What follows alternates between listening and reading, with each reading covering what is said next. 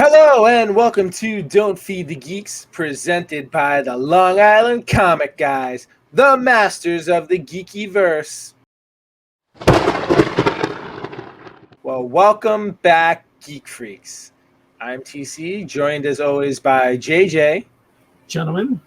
And Toy Story. What's up? Yes, so before we go any further, guys, we please ask you to make sure, if you're not doing so already, you're hitting that subscribe button, tapping those alerts so you know when new episodes come out. Give us a thumbs up if you don't mind. Reach out in the comments. We want to know your thoughts. Those of you who have reached out, we do appreciate you. We have gotten some, creators, indie creators who have reached out to us, and we're going to be reviewing some books, and maybe we'll have some new guests on for you guys to, meet and for us to kind of, bring to a larger audience, hopefully. But, please continue to do so. But now we're going to turn it over to our main topic for today. It's just basically, we're going to be calling this one Out with the Old and In with the New. But what the hell does that mean, you ask yourself? Well, guess what? We're going to answer it right now. So some of you, or most of you, or maybe none of you, have been hearing these. They're not rumors. It's actually happening. So apparently Bruce Wayne is in comic books. So this is all going to be about comic book characters leaving their stories, like main characters. So Bruce Wayne is leaving Gotham City in an upcoming story for an extended amount of time. Not sure for how long. And Spider-Man is not going to be following him wherever he goes, right? Right. Yeah. So as far as we know, the main titles, which is Batman titled comic, the Detective Comics, and the current Batman Urban Legends, will all not be following Bruce Wayne in the upcoming issues. So is he going on vacation? Is that what I mean? It's unclear. So in the events of I'll start with the background on the Batman one. So he plans to leave Gotham following this current storyline, and forgive me because I don't know what's going on there because I haven't been reading Batman in a while. I just haven't enjoyed it since like early on in like what came out after New 52. What was the new one? The Rebirth. The Rebirth. I was into it for a little bit for Rebirth, and then I lost interest after a while. So the Fear State is the current storyline going on. I think it has a lot to do with what's his name, Scarecrow and stuff like that. So solicitations are saying that the ongoing series, like I just said, Batman, Detective Comics, and the Urban Legends, suggest he'll be gone for a while. So it's not clear for how long. Building up to next year's big story, which is going to be the Shadow of the Bat event. Another reuse of a title. Yeah. So, and he's expected to come back, but it's not clear if he's going to be coming back as Bruce Wayne or he's going to be suiting up as Batman again. But what we have heard is, unlike the 2009 Battle for the Cowl storyline, where all the members of the Bat family kind of like duked it out for the role of Batman, which I believe eventually went to Dick Grayson, it does not seem like there will be a true replacement, just other members of the Bat family kind of filling the void. But there's also this new Jace Fox, who I believe is Lucius Fox's son, kind of going around as Batman already. And I think that was he originally came from like a Future State storyline. Again, I'm not 100% clear on how those stories meld. So we're going to get into our thoughts on, all this stuff. Let me just quickly run you through a similar but not so much situation that's happening with Spider-Man also right now. So it seems like both comic companies are you up to date on Spider-Man? What's that? Are you up to date on Spider-Man? No, I'm in May 2020. Okay. So I'm a little behind. I kind of have an idea of what's going on, but I'm not current. I'll say that. So Ben Reilly, who was a clone of Spider-Man, I think he originally was created by the Jackal years and years ago. And like he first appeared in like the 100s. He's slated to take over the role of Spider-Man. And I think it's coming soon too. Like in the recent 70s, he's already slated to be in like issue 75, which I think if it's not out already, it's coming out very soon. But it's unclear if they plan to kill Peter off again or so this was interesting, and I think I knew about this before because, again, like I'm the psychopath who's read of all of Amazing Spider-Man. So in the original like '90s Clone Saga, their plan was for Peter to kind of retire and like go off with Mary Jane, and Ben was going to take over the role of Spider-Man. They, for some reason, they decided against that. They went with him becoming like the Scarlet Spider, and Ben, they decided to go the Mephisto route where they were just going to erase the marriage and everything like that because they were married originally. Now it seems like they're getting married again, or he's going to pop the question, but there's like some cover solicitations which show Peter in the hospital, so it could be that they're going to do the death thing. There's also a storyline which I don't think they ever decided to go with, which is a possibility that the guy we currently know as Peter Parker hasn't been Peter Parker the whole time, and he's in fact the clone, and Ben Reilly's always been the real Peter Parker. So there's kind of been a little bit of speculation on both sides of what could be happening. So I think they're trying to keep that part of it at least a surprise until it comes out. But that's the story there.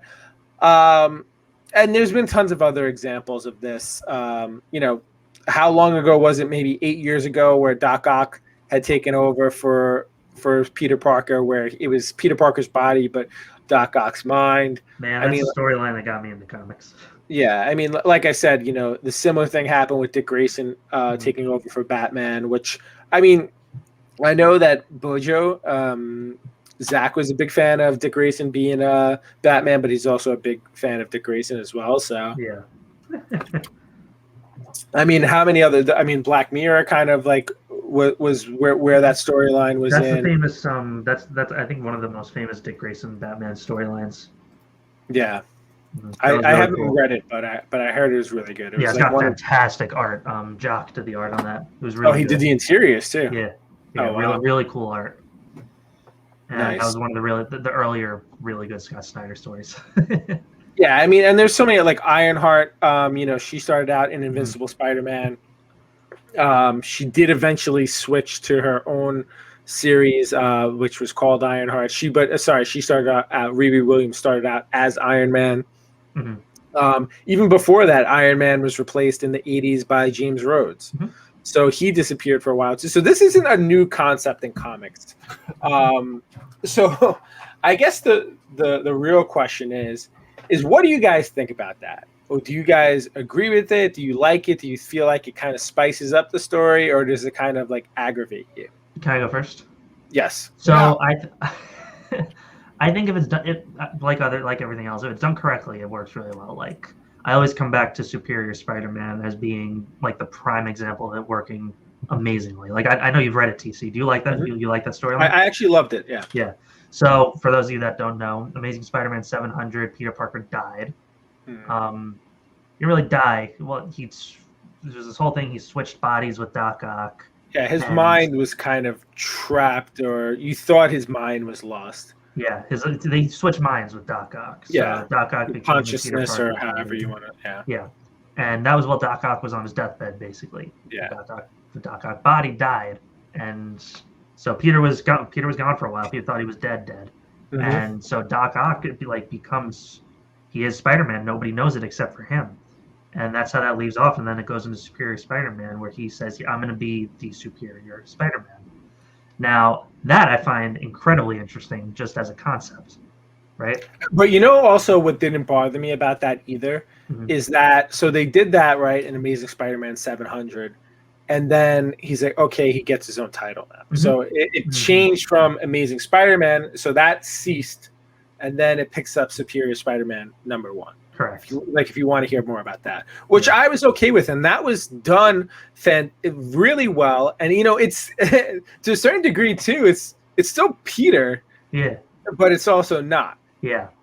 So I think that's a great example of when it's done well. And it's just, did you want to add more to that? Because I just wanted to kind of. No, go ahead. Whatever you want to say. So I don't actually mind that. I like when they're kind of, if they get introduced in the main storyline, it doesn't bother me at all. Mm-hmm. What really bothers me is like when they take these characters, right? And I'm assuming that this is like, and this happens a lot with like, minority characters, and I'm not gonna lie, they're trying to push these new characters and get new people into the world of comics, which I think is a valiant and effort, and it's something you should do because this world is getting more and more diverse, and you need to get a broader group of people into comic books. My problem is when you do that, when you sacrifice the ongoing characters in order to do that. Like, look at another good example of how they didn't do that is, so you have Miss Marvel, right? Kamala Khan. Mm-hmm. She moved,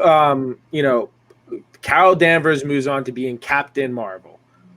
They're like, all right, so this Miss Marvel role is open. We're going to take this, Pakistani girl from New Jersey and like kind of fill her into this Miss Marvel role. She's not the same Miss Marvel. She's an Inhuman, totally different power set. And they kind of like, she came in like some different stories, but she wasn't trying to be like Captain Marvel. Like she was Miss Marvel, but Miss Marvel's already gone. Like she's not the same person. She's Captain Marvel now. I thought that was a great job of doing that.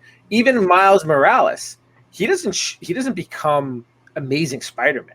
Like you're not trying to sell the Amazing Spider-Man book by doing that. I know. He ends up in this Ultimate Fallout book, which he takes over for a Spider-Man from an entirely different universe. It's a different Peter Parker from a different universe. It's not the 616. Everybody who still loves Peter Parker gets their Peter Parker, and they're like, hey, you can also have this great character too. The thing that really bothers me, and I got into this a lot earlier today on Instagram, is with the Batman. With the Batman character and this Ben Reilly thing, it's like people aren't buying Scarlet Spider anymore, right? I think they were doing Scarlet Spider. It failed. You know why? Because people buy Amazing Spider-Man. I probably, if these stories aren't good, I probably won't read the Ben Reilly stuff. But guess what? I collect Amazing Spider-Man as a run. I'm going to continue to buy Amazing Spider-Man. So the fact that they're piggybacking these titles, like Batman Detective Comics and this other Batman title, they're trying to sell new characters. These creators are coming in. It's like, hey, I want a royalty. I want to hit a home run with a Kamala Khan or a Miles Morales getting picked up and, optioned for a movie. And so, I want to throw it in this book and I want people to buy it. I want to have second prints of this because it's a first character. But, people might not buy it if it comes out in like, I don't know, Ben Reilly Spider-Man #1. Or like say if Ironheart just came out as Ironheart. Right. So she shows up in Invincible Iron Man like 7 or whatever it is. So I'm okay with them building up these new characters, but when you try and bring them in and replace them, and Ironheart, and she's going to be a big one too. She came on and replaced Tony for a while, and the book did really poorly. Because people are like, listen, like I'm reading this because I'm a Tony Stark fan. I'm a Peter Parker fan, all right? I don't read Miles. I don't read Ben Reilly, Scarlet Spider. They're not my characters. I'm a Peter Parker guy. I don't read freaking Hulk, but that doesn't mean I don't like it. It's just, that's not true. I do read it. But like I don't want to read like Doc Samson. Like I don't care about like oh, by the way, Doc Samson's gonna become the Hulk. I was like, cool. I'm not interested in Doc Samson being the Hulk. And what is that like? Why is that? I don't like that. That's the thing. Like, oh, this character is gonna become this already really known character. And they did the same thing with like Amadeus. I think the good thing about Amadeus Cho though is they didn't do it this way. But the problem is when they see Amadeus Cho, I think he was totally an awesome Hulk or whatever. But Bruce Banner is still around. I think he might have even had his own Hulk title. Don't quote me on that for sure. But you still had your choice of Hulks. And their problem is, well, you're not picking the less popular Hulk. So what we're going to do is we're going to shove it down your throat by putting it in the main title. Like whatever it is, if it's the Incredible Hulk or Immortal Hulk, like what if it's all of a sudden like next issue of Immortal Hulk, which is a very popular book. I think it's like dwindling now. It's just like, oh yeah, by the way, it's not going to be about Bruce Banner anymore. It's going to be about Betty. Why? So it's just the thing that really like grinds my gears is like when they try to like bait and switch you. Basically, it's kind of like what they're doing, right? Is that like a good analogy? I don't know. I think so, yeah. But I don't know. Like they're using it as a what's the word? Catalyst to get these brand new characters right up to the top right away, instead of Right. building good story, building good characterization, just like they had to do with all the original guys, you know? Yeah, and listen, like people say, like, oh well, see, like I forgot who it was like years ago, like, oh, see, people don't want to, people aren't interested in minority characters. Like they are. It's just like they're not interested in reading Invincible Iron Man and say, oh yeah, by the way, it's this girl. Well, I've read it. I've been reading it for 30 years, and it's been this guy named Tony Stark. And it's not a guy-girl thing. It has nothing to do with that. Like, I want more girls to get into War comics. Machine is a similar character, but it's a different character. 100%. Like, You know? I love, like, I probably like War Machine actually better than Tony Stark. Mhm. Like, he's a great character. Tony Stark's And actually a little Ironheart's annoying. I don't read Iron Man. That's actually a perfect example. I would probably read a War Machine ongoing series before I would read Iron Man. I've tried to read Iron Man so many times, and it's just like Tony Stark gets on my nerves in comic books really quickly. Yeah. Like they don't Yeah. write him as well as he was performed by Robert Downey Jr. In my opinion. But like similarly, Ironheart is a different character, but what they were trying to do is they take away Tony Stark for a while and put Ironheart front and center to all the Tony Stark readers because they want to try and catapult her up right away. And I think she was the example when this is like, oh, well, this book is failing. Well, people don't like minority characters. No, the book is failing because the people who are buying that were buying a Tony Stark book. It's like, She yeah, got it's her own Iron series, Man, right? but it's more than just the name of the superhero. And that's maybe they don't understand that. They probably do understand that. And I think they know there's going to get backlash. They just don't care. They're just trying. I mean, it's about the almighty dollar at the end of the day, and that's also why you get with like a book like that, you're going to get how many variants? Like maybe 10 minimum. Excuse me. But again, it's only on the first book too. So they're because they want like the second print too. Yeah. Like just think of how many that Miss Marvel #1. How many prints were there for that one? God. 11, 12. What color did they go to? Like purple on the back?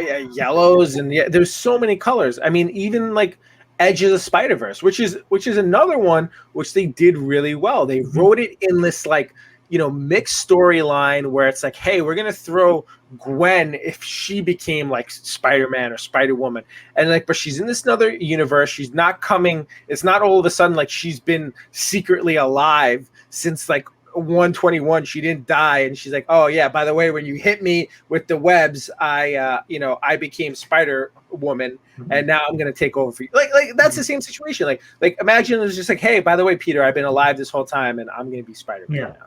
It's like it's gonna be the Amazing Spider-Man, but it's Gwen.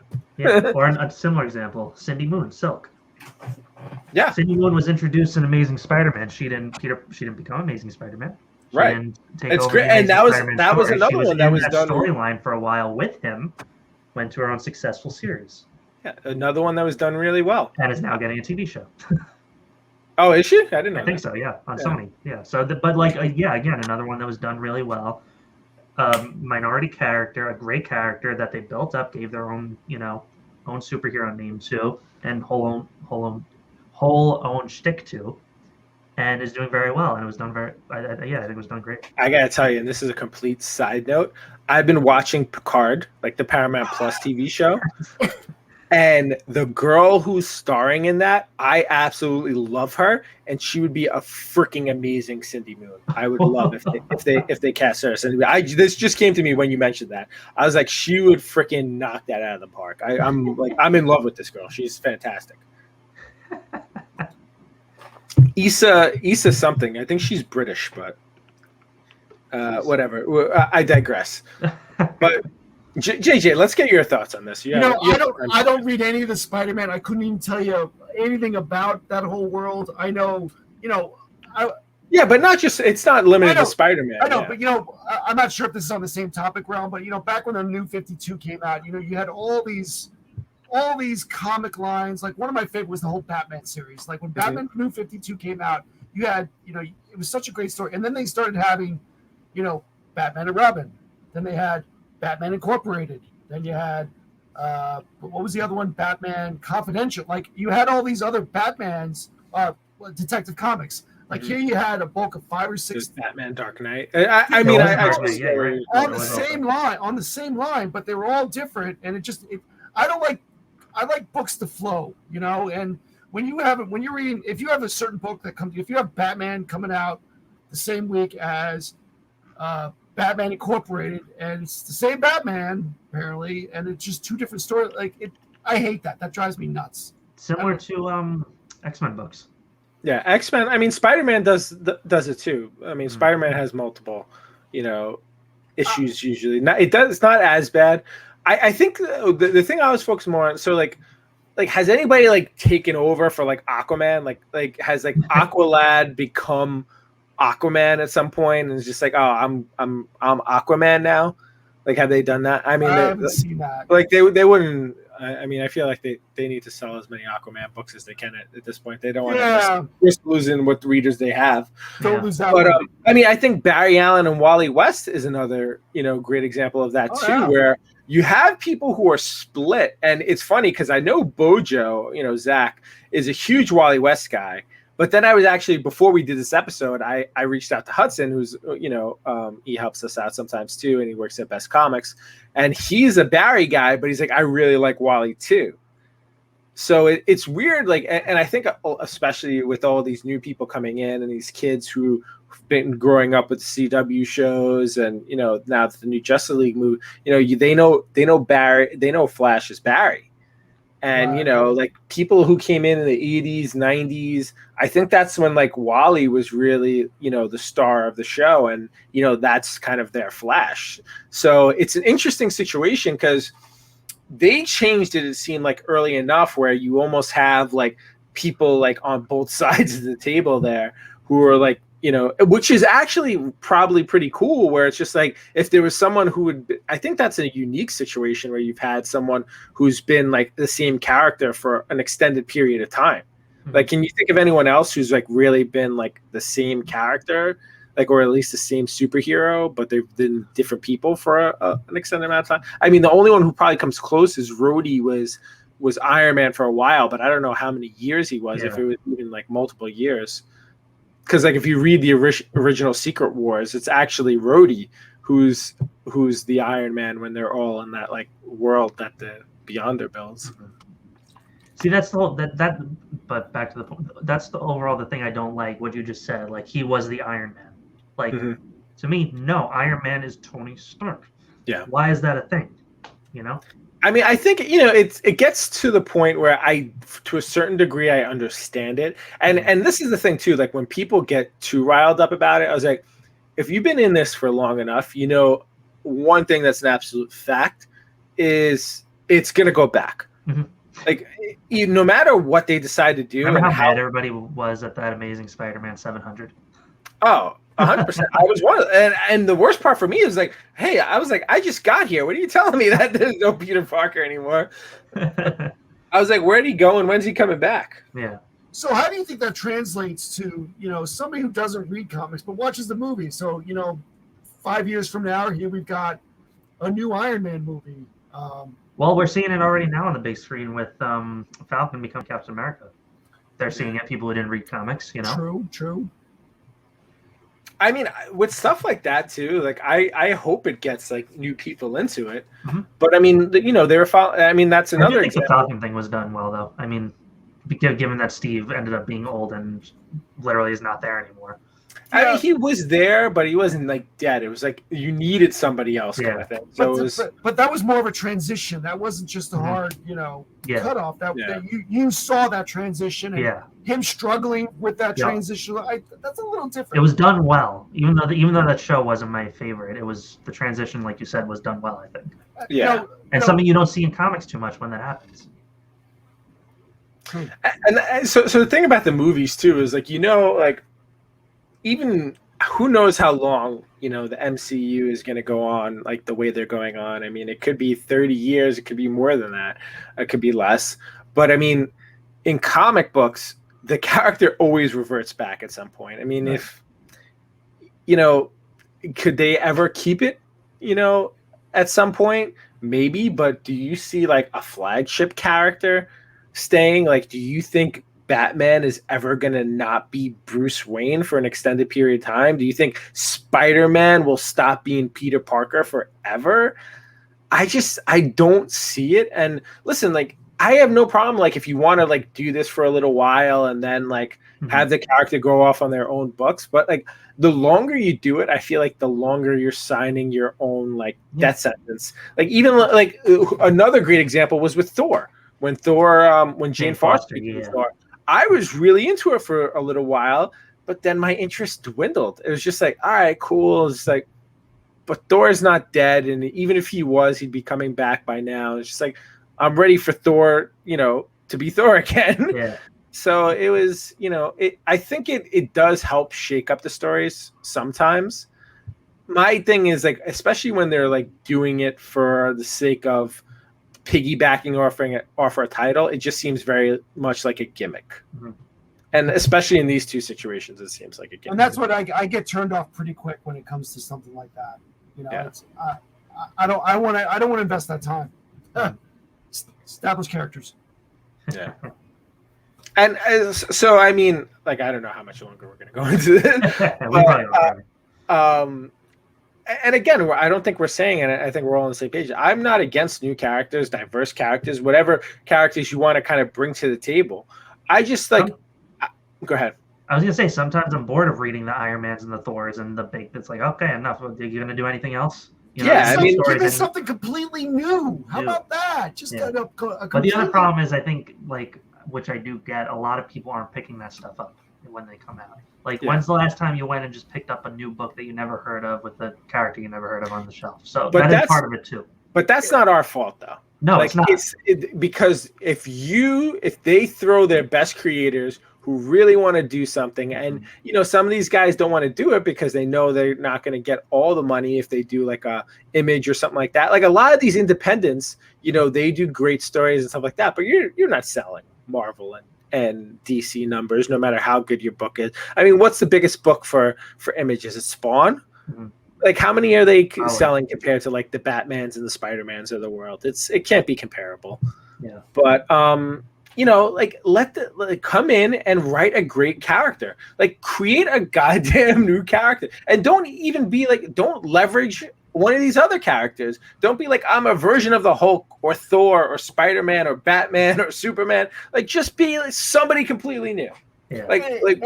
Why don't we see that as often anymore? And like villains, it happens all the time because you can't regurgitate the same guy with the same powers to fight him. But like, why can't we just have like somebody with a completely new power set? Like, when was the last time? I mean, there probably was. Someone's going to call us out on it right away if we missed one. But like, when was the last time it really happened?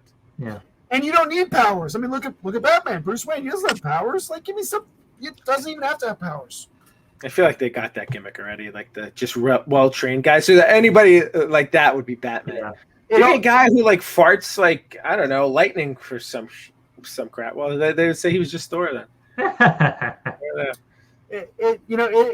It starts with the writing. I mean, once you get when you get that writer that writes a great story, then you can fill in the blanks of what this character actually looks like physically. I think that's a hot seller. But you got to get somebody to write something that you can digest, because a lot of these stories nowadays they're crap. Mm-hmm. It's the same crap over and over again. I mean, who's the next Wolverine? Like, that's really the question, right? I mean, like, who else like came about that was even close? Like, call him the Badger. I want to see you write that. I'm trying to look around like my office to see if there's like a power set that's not being like represented. Yeah. Like, I don't know. You can do the same power set though. Like, we have one person that does invisibility, Invisible Girl, right, from the Fantastic Four. Why can't there be more of them? Like, come up with something. True. You don't have to you don't have to use the same. You can use the same powers as somebody else, but create a new character with something like it. I don't. Maybe it's too hard. I don't know. I'm not. I mean, I guess there has been a lot that's been used, but there's got to be new ways of coming up with the stuff. I mean, it's all how you market it, and I think that's where DC and Marvel and all these guys are lacking. Is they're not marketing this correctly, and I know, how do you market this? I don't know. I mean, we had Comic-Cons and everything else like that. We haven't had that in the last year and a half. But that can't be the only avenue. I mean, I know It's got to be. I mean, stuff like that. And again, like I don't even know if we're what we're talking about anymore. But and I think no, I think we're still on the right line. Like it's got to be appealing to kids first and foremost. It's got to be it's got to be toys. Like maybe like look at Harley Quinn. Harley Quinn's probably a great example of somebody that's like fairly recent that came out that wasn't really similar to anyone else. Like yeah, she was a clown, but she was like a girl and it was different. And throw this new character in a cartoon. Throw it in a start getting the toys out there, and then when that character shows up in comics and they're already popular, you better believe people are going to be running out to get this book and read and find out more about this character. I think they just have to invest more into like original ideas. And, it's not just them. It's the freaking whole gamut of creators and entertainment, really. And you kind of hit it on the head here. And I'm not, again, I don't know if we're still on the same subject, but like when we were kids, we had our G.I. Joe action figures and our cartoons and everything else like that. Then you had your comic books. And I mean, that's how that was marketed out. We don't have that nowadays. You can't go into a store and buy an action figure. I mean, you can, but they're like $30-$40 anyway. And that's not marketable to kids 6 or 7 years old. It's a lot different nowadays. And yeah, it's being marketed to us. It's being marketed to the older 40 collectors, right. And it's precisely. It's maybe that's the downfall. A lot of this, these older characters and these trying to bring in newer. I think they are forgetting what their target audience is. I think they're trying to make their target audience who it's always been, and maybe that's part of the problem. Yeah. I think and Marvel does this really well with the movies, but you need to start creating stuff that's appealing to both the adult and the parent and the kids and the kids, the parent and the child. So, I mean, I think that's really the kind of first step, and they have tried to do that. Like, I think Miss Marvel is an example of that. I think, who's the other one? Sorry, we were talking about this character. Ironheart is another one that's trying to do it as well, because they are younger, they're teens, and they kind of have that greater appeal. I mean, you probably need a couple younger characters. I mean, because you think about it this way, Spider-Man's got to be at least 38. It took him. He should have graduated college years ago. I mean, Batman. If we really wanted to put an age on him, like, should he be like 50?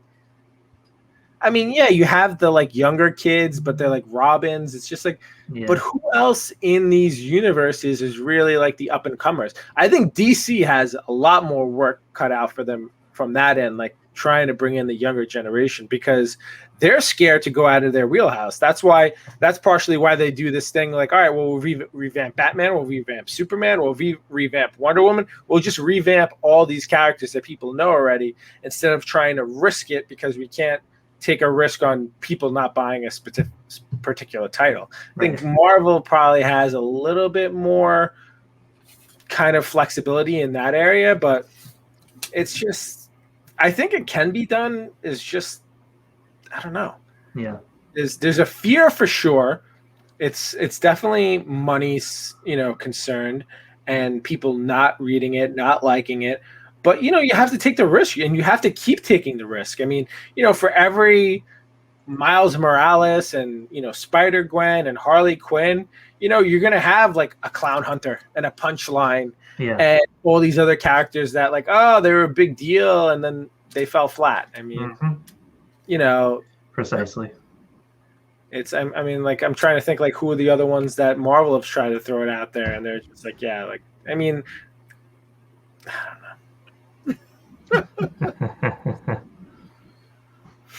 Yeah. Right. We've ranted a lot about this. Yeah. So I hope at least one creator listens to this and maybe gets the point and cares. Yeah. And help us out. Maybe we're not thinking about this correctly. I mean, if there's a point, educate me. If there's a point we're missing, or there's something that doesn't line up with what we said, absolutely, I want to know. Because we see these, we've met a lot of creators in our lifetime here.